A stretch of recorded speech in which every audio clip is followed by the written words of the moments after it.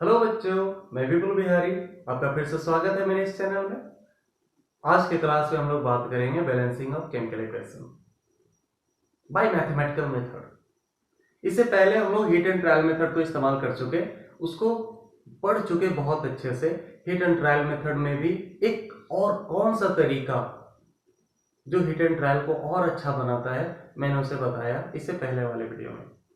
आज के क्लास में हम लोग बैलेंसिंग ऑफ केमिकल इक्वेशन ही पढ़ेंगे।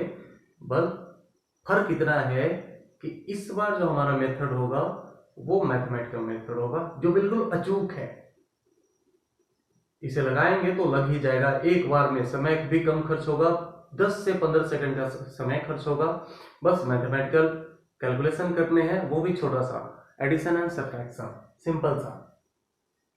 समझते हैं इसे इक्वेशन के द्वारा।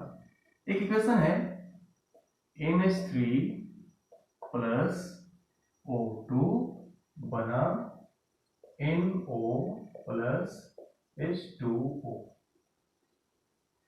इक्वेशन होता है NH3 plus O2 NO plus H2O।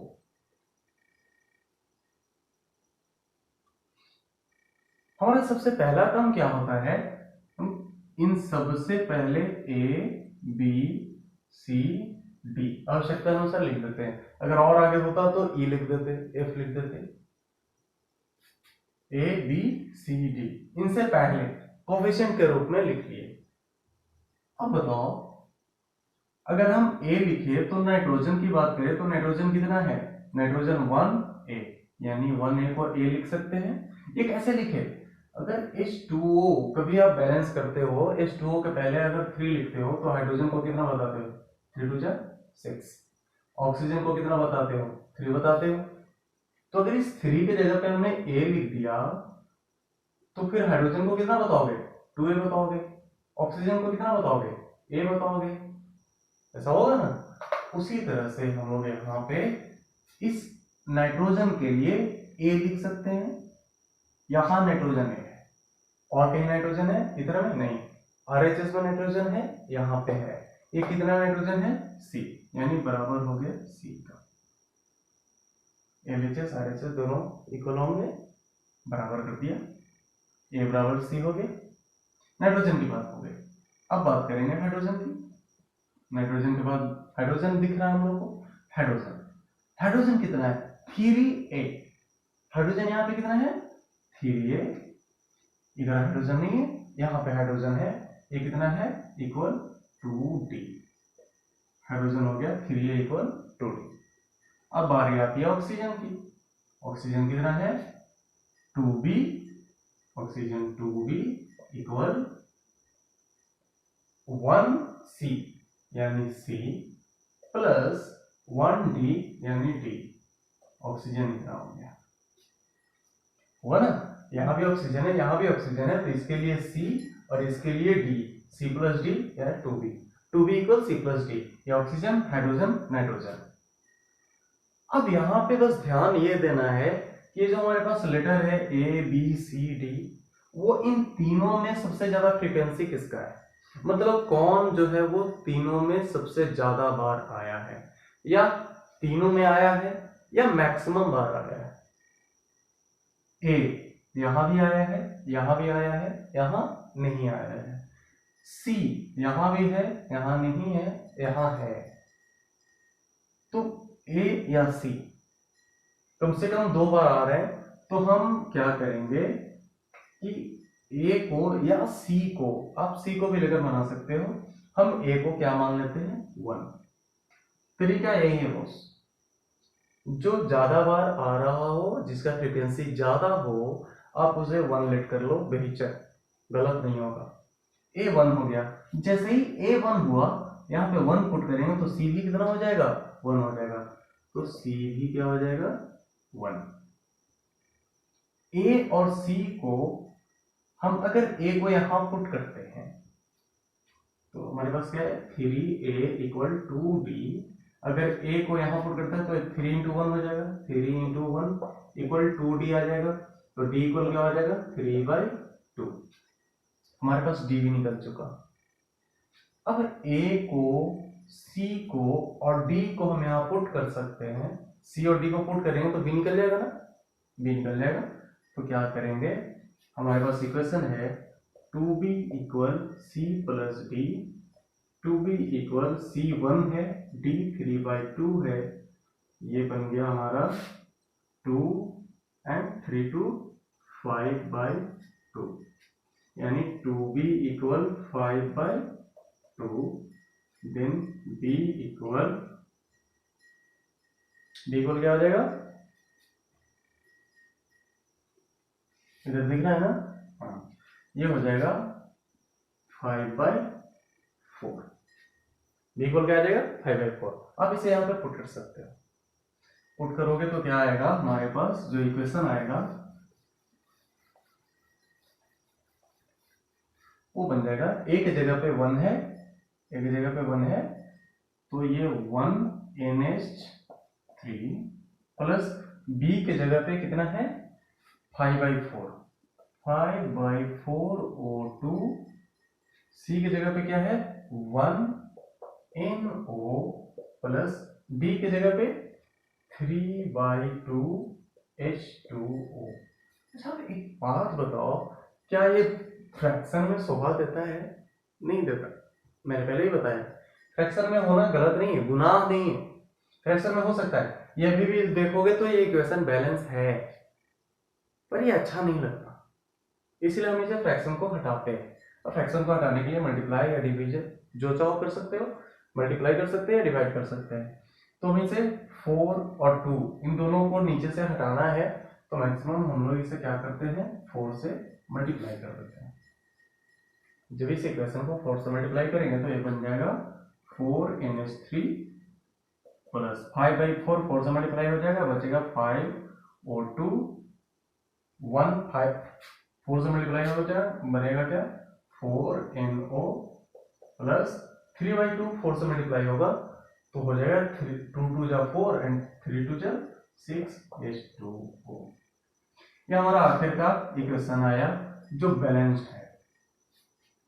Check कर लो, नाइट्रोजन 4 है, नाइट्रोजन 4 है, हाइड्रोजन 3 4 जा 12, हाइड्रोजन 6 2 जा 12, ऑक्सीजन 5 2 जा 10, यहाँ 4 और यहाँ 6, 6 + 4 10, और पूरा का पूरा इक्वेशन क्या हो गया बैलेंस हो चुका। ये मैथमेटिकल मेथड है, बिल्कुल कैलकुलेशन का इस्तेमाल है, आपको बहुत ज्यादा वो दिमाग नहीं लगाना। बार बार उसमें क्या होता था हिट एंड ट्रायल में, ये बैलेंस किया, चलो फिर से गलत हो गया, फिर से उसे मिटाओ, फिर से दूसरा बनाओ, ये अचूक है। और उसमें समय का ज्यादा खर्च होता था, यहाँ पे समय का कोई खपत ही नहीं है।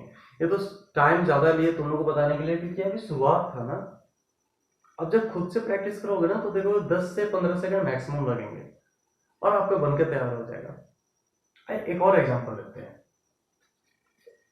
हमारा जो एग्जांपल है वो है SO2 प्लस O2, ये बना SO3, SO2 प्लस O2 बना SO3। फिर से क्या करेंगे, A B C जो लिखना था लिख लिए, ABC करना है। चलो सल्फर की बात करते हैं। सल्फर A है, यहाँ इधर सल्फर नहीं है, यहाँ पे है, A इक्वल C हो गया, ये सल्फर है। अब सल्फर की बात करते हैं ऑक्सीजन का।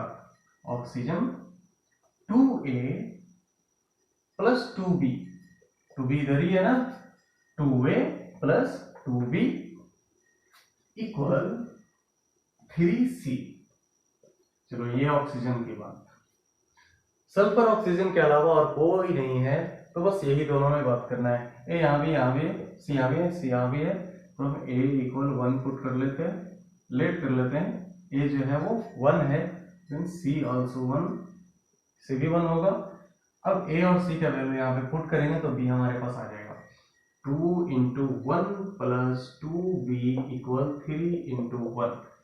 इस इक्वेशन में पुट कर दिए वैल्यू, तो हमारे पास क्या आ गया 2B इक्वल 3 - 2, यानी 2B equal 1, B equal 1/2। B जो आया वो 1/2 आया, तो हम यहाँ पे पुट कर सकते हैं इक्वेशन में A B C के जगह पे वैल्यू। चलो पुट कर लेते हैं, बीच में यहाँ पे जगह खाली करके मिटा के, आप उसे नोट कर लेना बिल्कुल भी। ए के जगह पे 1 है, 1SO2 प्लस बी की जगह पे 1/2 है, 1/2O2, सी की जगह पे 1 है तो 1SO3। चलो फिर से यहाँ पे फ्रैक्शन है, अच्छा नहीं लग रहा है, 2 से मल्टीप्लाई कर देंगे, 2 से मल्टीप्लाई करेंगे तो हमारे पास आ जाएगा, क्या आ जाएगा, 2SO2 प्लस O2 और ये बनकर तैयार हो गया 2SO3। देख लो पूरा का पूरा बैलेंस है, ये जो आखिरकार हमारा जो इक्वेशन आया वो बैलेंस है। सल्फर दो ऑक्सीजन 2 2 4 and 2 6 3 2 6 बैलेंस है ना, बहुत ही आसान सा तरीका। नेक्स्ट एग्जांपल है C4H10 प्लस O2, ये बना CO2 प्लस H2O। C4H10 क्या होता है, ब्यूटेन, ब्यूटेन को ऑक्सीजन के साथ मल्टीप्लाई किए बने carbon dioxide and water.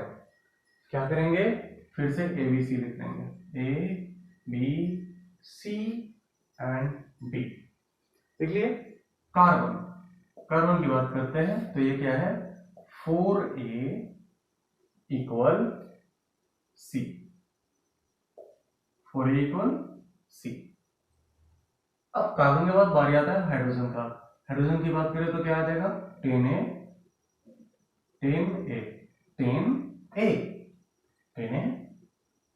Equal 2D, बस यही है, 10 इक्वल 2D। हाइड्रोजन के बाद बारी आता है ऑक्सीजन का, ऑक्सीजन है 2B equal 2C plus D, 2C plus 1D यानी D लिख सकते हैं। और फिर से चेक करना है कि ABCD लेटर में फ्रीक्वेंसी किसका ज्यादा है, इन तीनों में। A यहां भी है, यहां भी है, यहां नहीं है, B एक ही जगह है, C यहां है, यहां नहीं है, यहां है, तो A और C दोनों का फ्रीक्वेंसी लगभग सेम है। तो हम क्या कर सकते हैं, A या C को दोनों में से किसी एक को 1 मान सकते हैं। हमने माना A को 1, अच्छा C को क्यों नहीं मान सकते, C को तो C को भी 1 मान सकते थे ना, C को 1 मानते ना तो A इक्वल आ जाता 1/4, तो फ्रैक्शन आ जाता, तो ज्यादा फ्रैक्शन आना सही नहीं है, इसलिए A को 1 मान लिए, A को 1 मानेंगे तो C भी 4 हो जाएगा जो फ्रैक्शन में नहीं आएगा। तो C, ये A को हमने 1 माना, let A equal 1, then C equal 4, 4 into 1 4, C का वैल्यू पता चल गया, A का वैल्यू पता चल गया, तो हमें D का वैल्यू यहाँ से निकल सकता है 10 into 1 इक्वल 2D यानी D इक्वल 5। C पता चल गया, A पता चल गया, D पता चल गया, हमें B क्यों नहीं निकल सकता, निकल सकता है ना। हमारे पास है 2B इक्वल 2 into C का वैल्यू है 4 प्लस D का वैल्यू है 5, 2B equal 8 plus 5, B equal 13/2। B का वैल्यू निकल गया, D का वैल्यू निकल गया, C का वैल्यू निकल गया, A का वैल्यू निकल गया। हम लोग यहाँ पे क्या करेंगे, इसे इक्वेशन में पुट कर देंगे। चलो पुट कर देते हैं जल्दी से। पुट करने के बाद क्या आएगा, A इक्वल 1 यानी 1C4H10 प्लस B की जगह पे 13/2 O2 बन गया, C की जगह पे 4CO2 प्लस D की जगह पे 5H2O। बट प्रॉब्लम ये है कि यहाँ भी फ्रैक्शन है 13/2, आप इसे 2 से मल्टीप्लाई कर दो तो क्या हो जाएगा, 2 कैंसिल हो जाएगा और हमारा जो इक्वेशन आएगा वो होल नंबर हो जाएगा, और ये हो जाएगा 2C4H10 प्लस 13O2 बन गया 4 2 8CO2 प्लस 5 2 10H2O। ये आखिरकार हमारा इक्वेशन आया जो बिल्कुल क्लीन है। 2C4H10 13O2 8CO2 10H2O। आप इसे मिलाओगे, carbon 4 2 8, carbon 8, hydrogen 10 2 20, hydrogen 10 2 20, oxygen 13 2 26, oxygen 8 2 16 and 10 26।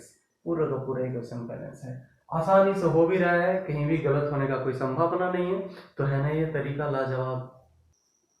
Next example है हमारा CuO प्लस NH3, ये बना कॉपर, नाइट्रोजन एंड वाटर।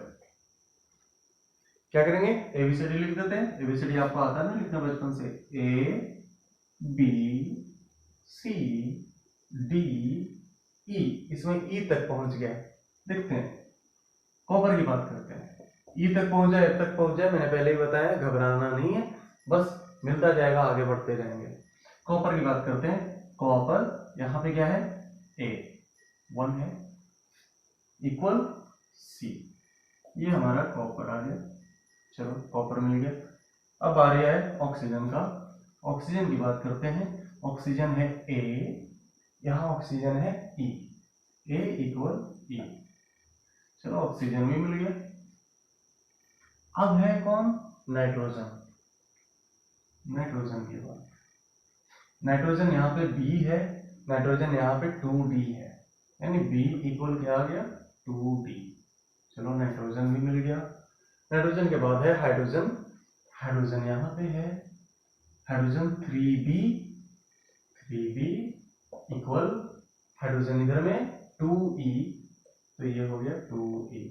अब कुछ भी नहीं बचा, सबको बारी बारी से लिख लिए, सारे आइटम्स को एक जगह पे लिख लिए कि कौन कितना है। ए यहाँ भी है, यहाँ भी है, यहाँ नहीं है, यहाँ नहीं है, दो जगह है, दो जगह नहीं है। सी यहाँ है, यहाँ नहीं है, यहाँ नहीं है, यहाँ नहीं है, तो सी को तो रहने ही दो। चलो ई की बात करते हैं। ई यहाँ है, यहाँ नहीं है, यहाँ है, दो जगह है। डी की बात करें, यानी ई और ए में से किसी एक को हम क्या मान सकते हैं, 1 मान सकते हैं, क्योंकि ज्यादा बार लगभग वही आया, तो हमने ए को 1 मान लिया। लेट ए इक्वल 1। एक 1, जैसे ही ए को 1 माने, सी भी 1 हो गया। एक 1 पुट किया तो सी भी 1 आ गया ना। चलो ए इक्वल 1 है, तो ई इक्वल भी क्या आ गया, 1 आ गया। ए इक्वल 1, सी इक्वल 1, ए इक्वल 1 है तो ई इक्वल भी 1 आ गया। चलो यहां पे हम बी निकाल सकते हैं। 3b equal 2 into 1, b equal 2/3। चलो b भी निकल गया, b निकला तो d भी निकाल सकते हैं, यानी 2/3 इक्वल 2d, तो d इक्वल 2/6, 2 3 जा 6 यानी 1/3। d इक्वल आ गया 1/3। हमारे पास a निकल गया, b निकल गया, c निकल गया, d निकल गया, e निकल गया। a c e b and b सब कुछ निकल गया हमारे पास। a इक्वल है, c इक्वल है, e है, d। अब इन सारे वैल्यू को हम पुट कर लेते हैं। पुट करेंगे तो आएगा हमारे पास, चलो पुट करते हैं। पुट करने के बाद आएगा a का वैल्यू 1 है, 1 CuO प्लस b इक्वल 2/3 है, 2/3 NH3 बन गया।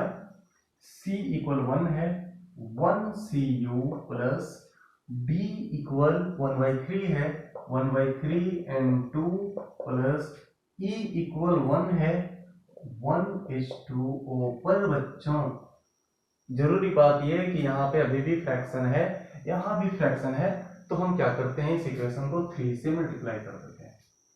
जब आप 3 से इसे मल्टीप्लाई करोगे ना तो क्या हो जाएगा, ये बन जाएगा 3CuO, C बड़ा है ना, CO प्लस 2NH3 बन गया 3Cu plus 1N2 plus 3H2O। आखिरकार हमारा जो इक्वेशन आया वो पूरा का पूरा क्या है, बैलेंस्ड है। देख लो, कॉपर 3, ऑक्सीजन 3,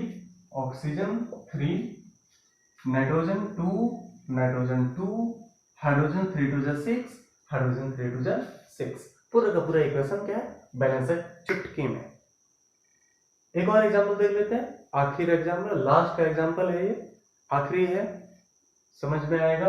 आप खुद से बनाकर ट्राई करना, फिर मैं बताने जा रहा हूं।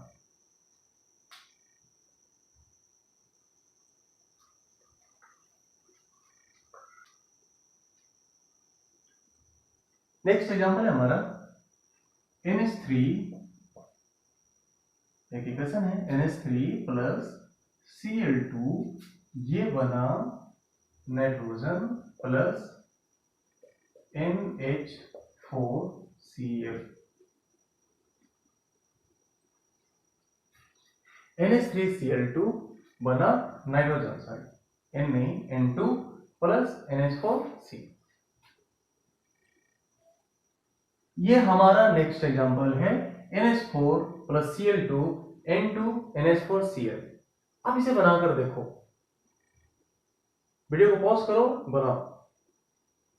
बन गया, चलो देखते हैं। A B C लिख देते हैं, A B C D। कितना आसान सा पढ़ा है ना, बचपन वाला 1 क्लास का ABCD बता रहे हैं आप लोगों को। ABC। चलो नाइट्रोजन की बात करते हैं। नाइट्रोजन A, इधर nitrogen 2C, A equal 2C, nitrogen D यानी 2C प्लस D। ये क्या हो गया, नाइट्रोजन हो गया। नाइट्रोजन की बात ये आए। अब आया बारी हाइड्रोजन का। हाइड्रोजन है 3A, यहां हाइड्रोजन है 4D इक्वल 4D। लिख लिए, कोई भी दिक्कत नहीं। क्लोरीन, अगर क्लोरीन की बात करें तो क्लोरीन यहाँ पे है 2B, यहाँ पे है D। चलो ये भी हो गया, सब कुछ खत्म। देखो क्या है, nitrogen A, nitrogen 2C plus nitrogen D। Okay, hydrogen की बात है 3A, हाइड्रोजन यहाँ पे है 4D आ गया। क्लोरीन अभी देखें। अब फ्रीक्वेंसी चेक कर लो किसका कितना ज्यादा है। A यहाँ है, यहाँ नहीं है। C यहाँ है, यहाँ नहीं है, यहाँ नहीं है। D यहाँ है, यहाँ भी है। D जो है वो यहाँ भी है, यहाँ भी है। तो सबसे ज्यादा फ्रीक्वेंसी D का, तो D को ही हम लोग क्या करेंगे, 1 लेट कर लेंगे।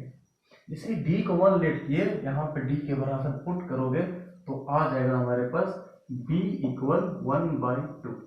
D की जगह पे पुट करें तो देखो क्या होगा, 2B equal 1, B equal 1/2, D का वैल्यू 1/2। ठीक है, आप समझदार, कैलकुलेशन तो आपका फास्ट होगा ही। B इक्वल 1/2, B पता चल गया, D पता चल गया। D यहाँ पे हम पुट करेंगे तो हमारे पास A भी निकल जाएगा। 3A इक्वल 4 यानी A इक्वल 4/3। चलो D पता चल गया, B पता चल गया, A पता चल गया। अब बारी है C को पता करने का। C यहाँ से पता चल जाएगा। हमारे पास इक्वेशन है A equal 2C plus D। A का वैल्यू 4/3 प्लस 2 इंटू C का वैल्यू हमारे पास कितना आया है, निकालना है, प्लस D का वैल्यू हमारे पास कितना आया है, 1। हमने लेट किया 4/3 A था ना, 4/3 इक्वल 2C प्लस 1 यानी 4/3 माइनस 1 इक्वल 2C। 4/3 माइनस 1 क्या हो जाएगा, 1/3 इक्वल 2C। तो हो जाएगा C इक्वल 1/6। C का वैल्यू क्या हमारे पास आ गया, 1/6 है। A का पता, B का पता, D का पता, सबका पता। तो सबका जब पता तो भैया पुट कर दो ना। पुट करने में क्या प्रॉब्लम है, पुट कर लेते हैं। फ्रैक्शन आएगा तो क्या करेंगे, मल्टीप्लाई कर देंगे, क्या दिक्कत है। A का वैल्यू हमारे पास 4/3 है, 4/3 NH3 प्लस B का वैल्यू 1/2 है, 1/2 Cl2। चलो अच्छा है। C का वैल्यू हमारे पास 1/6 है, वाह क्या बात है, 1/6 हो गया। D का वैल्यू हमारे पास 1 है, यही तो एक अच्छा है सर, बाकी सब तो गजब का है। चलो यहाँ 6 है, यहाँ 2 है, यहाँ 3 है। तीनों का एलसीएम निकालो फटाक से, क्या हो जाएगा, कितने से मल्टीप्लाई करेंगे, चलो 6 से मल्टीप्लाई कर देंगे, पूरा का पूरा नीचे से फ्रैक्शन समाप्त, होल नंबर आ जाएगा। 6 से मल्टीप्लाई किया, 3 2 6 तो 4 2 8 NH3 प्लस 2 3 6 बचा 3 Cl2, 6 1 6 बचा सिर्फ N2, 6 1 इस बार जो 6 1 जो है ना मल्टीप्लाई हुआ भी, ये हमारा आखिरकार इक्वेशन आ गया 8 NH3 plus 3 Cl2 N2 plus 6 NH4Cl। ये इक्वेशन पूरा का पूरा बैलेंस हो चुका है। नाइट्रोजन 8, नाइट्रोजन 2 एंड 6 to 8, अब मिला लो, ये पूरा का पूरा बैलेंस है। तो इसमें हम लोगों ने पढ़ा क्या, हीट एंड ट्रायल मेथड के अलावा एक ऐसा मेथड जो अचूक है, बिल्कुल एक बार में बनेगा, इस पर हमें भरोसा है कि हम जब इसे लगाएंगे तो फटाक से बन जाएगा। तो आपके एग्जामिनेशन में होता क्या है, बस दे देता है कि इक्वेशन को बैलेंस करो, कितना कितना आएगा, आप किस मेथड से करते हो इससे उसको मतलब नहीं रहता। तो आप उस जगह पे इसका इस्तेमाल करके बहुत आसानी से अपना समय बचाकर आंसर ला सकते हो। या किसी भी अलग अलग एग्जामिनेशन में, जो कॉम्पिटिटिव एग्जाम है, वहां पे भी इसका इस्तेमाल होता है। वो पूछेगा तो उसमें मेथड नहीं पूछता, तो आप इस मेथड का इस्तेमाल कर सकते हो जो बिल्कुल भी आपका समय कम खर्च करेगा। तो हीट एंड ट्रायल का क्यों इस्तेमाल करें, जानना है, इसलिए मैंने पहले ही वीडियो में बताया। तो इसमें सबसे पहला काम क्या है, इसमें सबसे पहले काम है कोफिशिएंट के रूप में ए बी सी डी को लिख देना, ई को लिख देना, एक को लिख देना, जहां तक जाए वहां तक लिख देना। इतना लिखने के बाद अलग अलग एटम का, जैसे यहाँ पे नाइट्रोजन है तो नाइट्रोजन के बारे में हमने लिखा था, नाइट्रोजन ए इक्वल सी, ऐसा ऐसा करके लिखना। फिर उसके बाद जो सबसे ज्यादा इंपॉर्टेंट है वो ये देखना कि फ्रीक्वेंसी किसका ज्यादा है, यानी कौन लेटर ज्यादा बार आया है। या तो सब में आया हो तो और भी अच्छी बात है, नहीं आया तो ज्यादा बार आया है। जो ज्यादा बार आएगा, आपको लगता है कि वो ज्यादा बार आया है, तो आप उतना इक्वल 1 मान लो, उतना इक्वल 1 मान लिए। अब उसके बाद क्या है, सबका वैल्यू निकाल लेना है। एक का वैल्यू निकल गया तो बाकी सारा वेरिएबल जो है उनका वैल्यू निकाल लो, वैल्यू निकाल के पुट कर दो। अगर फ्रैक्शन में आता है तो आप उसे मल्टीप्लाई करके फ्रैक्शन को हटा दो, 100 नंबर कर दो। आपको तो पता है इक्वेशन को हम लोग मल्टीप्लाई कर सकते हैं, डिवाइड भी कर सकते हैं, जैसा जरूरत हो वैसा कर सकते हैं। तो ये था आज का टॉपिक हमारा, balancing of chemical equation by mathematical method, कह सकते हो बाय अचूक मेथड, बिल्कुल लगने वाला रामबाण है ये। फिर मिलेंगे एक नए टॉपिक के साथ, तब तक के लिए धन्यवाद। आप अपना ख्याल रखें।